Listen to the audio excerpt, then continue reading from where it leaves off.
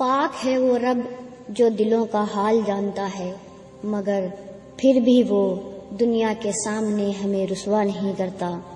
وہ رب اتنا کریم ہے کہ نیکی کے ارادے پر ثواب دیتا ہے اور گناہ کرنے کے بعد توبہ کی توفیق دے کر اسے ثواب میں بدل دیتا ہے۔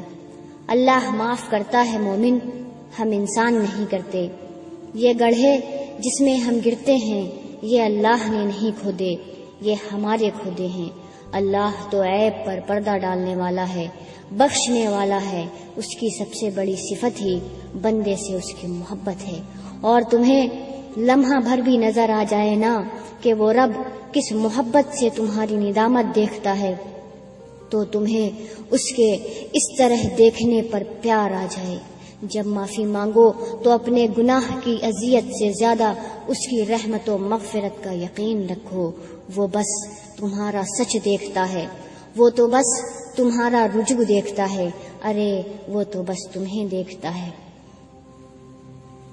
وہ نہیں دیکھتا کون کیسے آ رہا ہے، وہ دیکھتا ہے اچھا میرا ہے، میرے پاس آ رہا ہے، آ جاؤ۔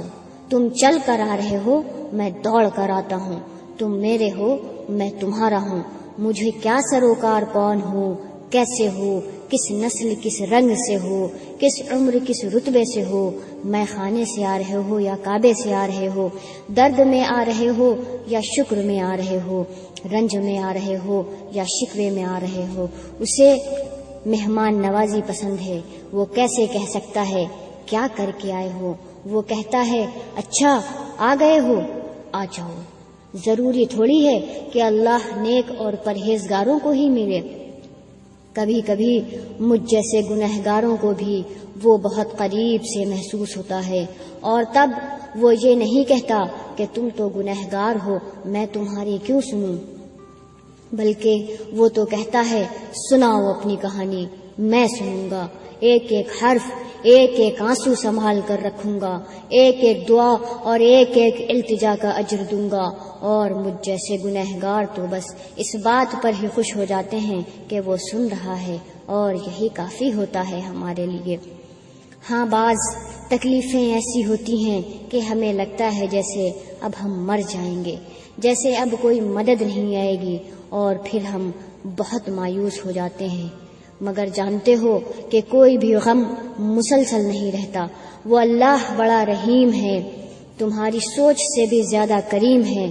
اسے تو یہ بالکل بھی گوارا نہیں کہ تمہیں کوئی تکلیف پہنچے۔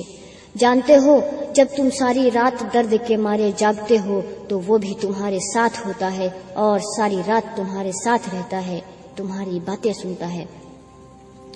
جب سب تمہارا ہاتھ چھوڑ کر چلے جاتے ہیں تب وہ خدا تمہارا ہاتھ تھام لیتا ہے۔ وہ کبھی بھی اپنے بندے کو تکلیف میں نہیں رکھتا۔ ہماری اپنی کی ہوئی غلطیاں ہمیں بے سکون کرتی ہیں۔ ہمارا دکھ اپنا ہی کیا ہوا انتخاب ہوتا ہے، ورنہ اللہ جیسا غفور کوئی نہیں۔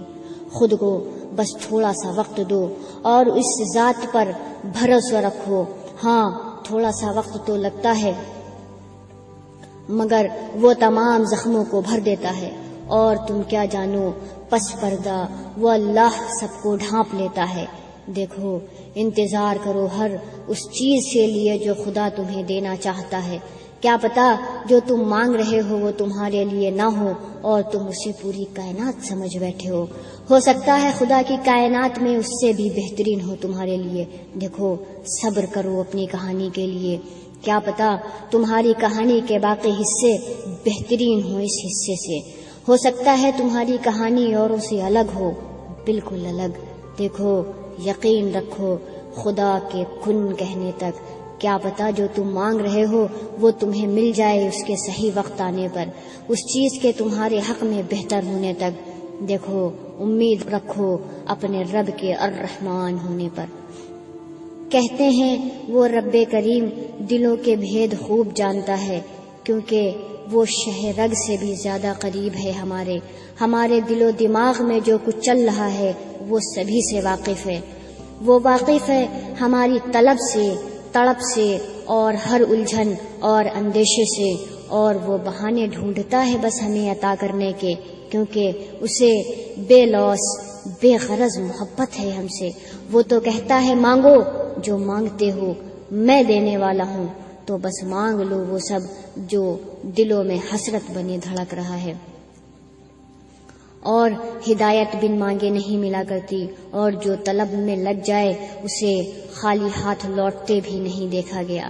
کبھی ہم نے دل سے ہدایت مانگی کہ بھلے کچھ نہ ملے، اللہ مل جائے، اللہ کی محبت مل جائے، اللہ کی چاہت مل جائے، نور مل جائے، دل کھل جائے، جینے کا راستہ مل جائے، سکون مل جائے۔